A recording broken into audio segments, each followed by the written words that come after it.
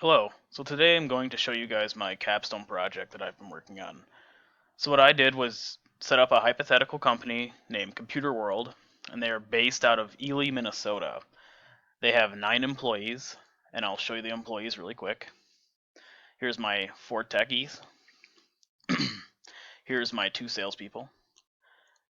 Here's my 2 management people, and then here's myself, and I'm the owner slash domain administrator.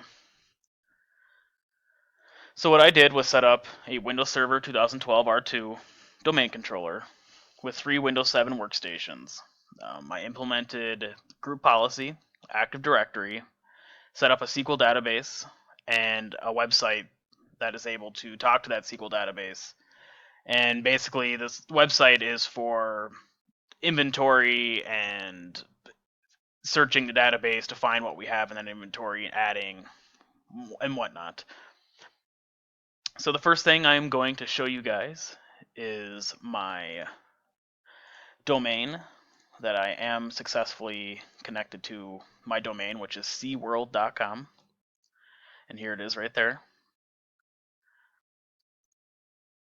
So now I'm going to go from my Windows Server here, and I'm going to ping each one of my workstations. So here's the IP of the first workstation, the IP of the second workstation, the IP of the third workstation.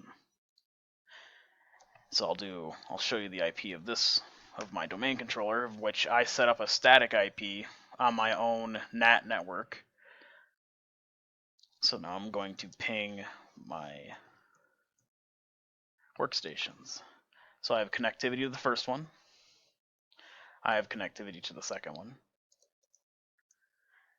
And I have connectivity to the third one. So next, in Windows Server, I am going to show you my DNS setup really quick. Here's my forward lookup. Here's my reverse lookup with the pointers and whatnot. So next, I am going to show you my group policies. So with my group policies, I'm going to go down to my Windows Server, bring up Group Policy Management. And as you can see, I set up a group policy object called Tech and Sales.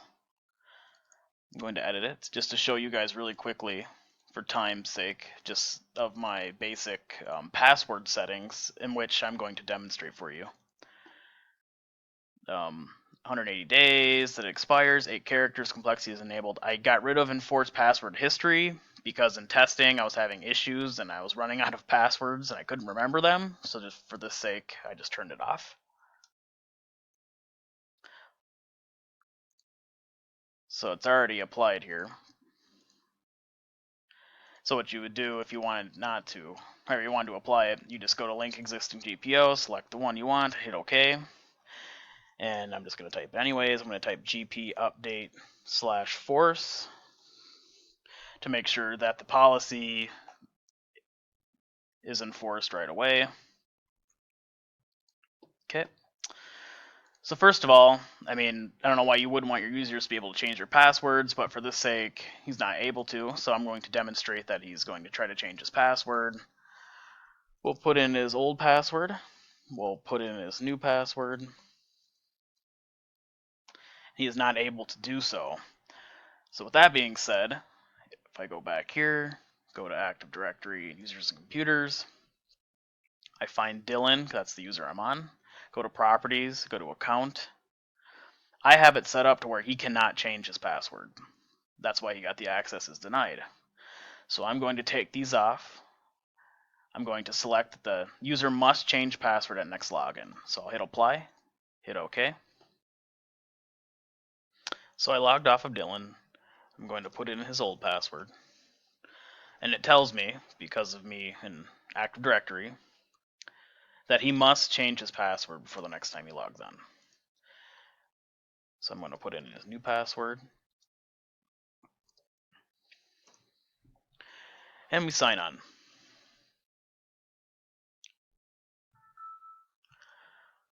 So the next thing I'm going to show you is I set up on my domain controller, I set up shared folders, as you can see. So I'm going to go over to Dylan, and I'm not going to showcase all of these just for time's sake, but as you can see.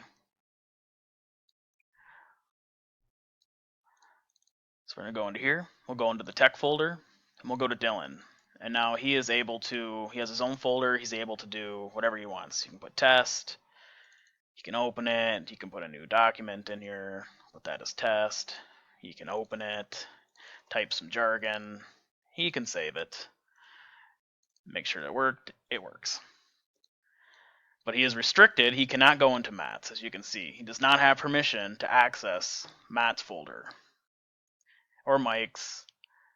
He can't go into sales, the sales folder, period.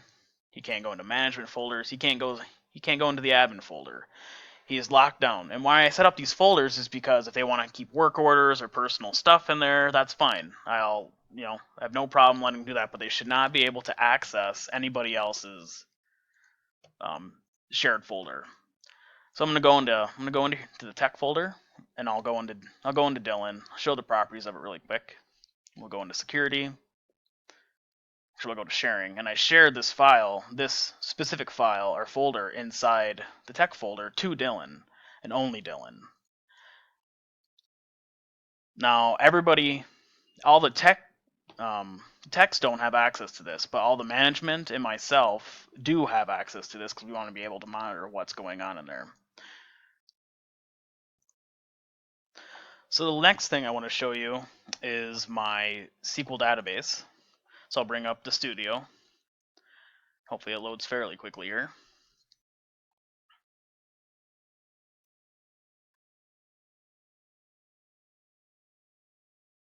Okay, well, and apparently trying to open my SQL Studio, it decided to crash my entire VMware workstation environment.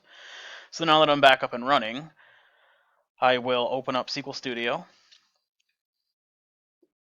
I will connect. I will go down to my databases.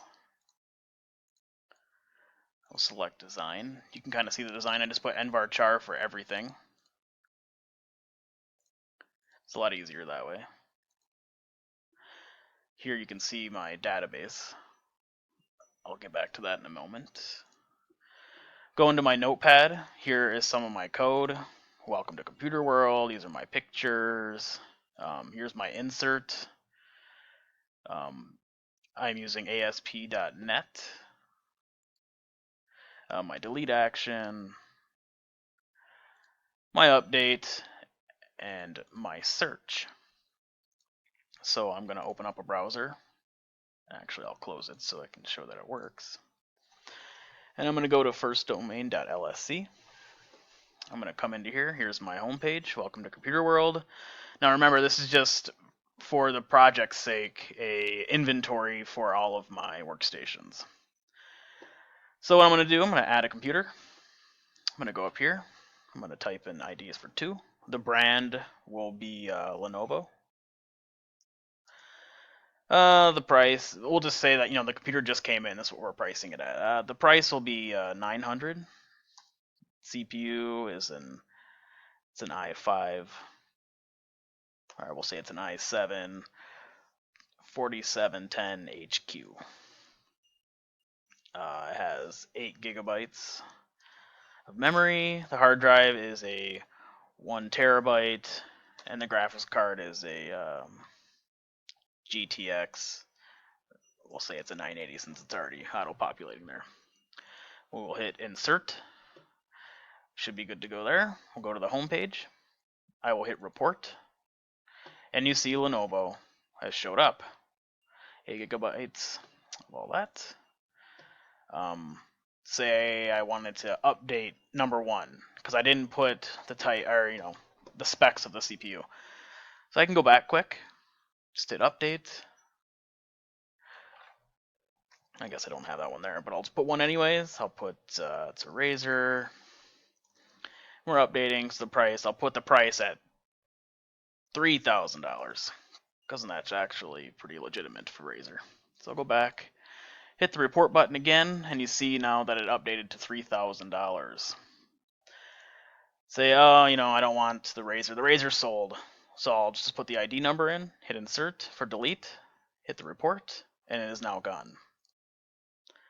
So now I can also hit search, and it'll bring up Lenovo, which I'll show the code for that. And I realize I'm going over time here, but it'll only be for a few. So here for my search, I have the price where it's greater than $300. So I will go back into this. I'll add one really quick. I'll put this will be a Lenovo again. Price will be $299. CPU, we'll just say it's an i5. Memory, 4 gigabytes. 500 gigabyte hard drive. GPU, whatever. GTX 980 is fine.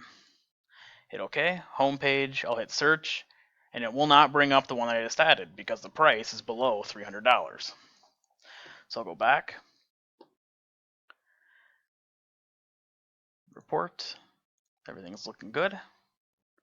I'll come back down to my SQL database. I will hit refresh. And it should show up here eventually. Let's try to do it again here. Edit top 200. And there you have it. So my changes have showed up for everything I just added and did the report on. And that basically sums up my project. It was a little over 50 hours. I think I put about 51 hours into this project, and it was very hard to showcase all of what I did, but you all have the gist of it. So thank you very much for listening, and I hope you enjoyed. Thank you.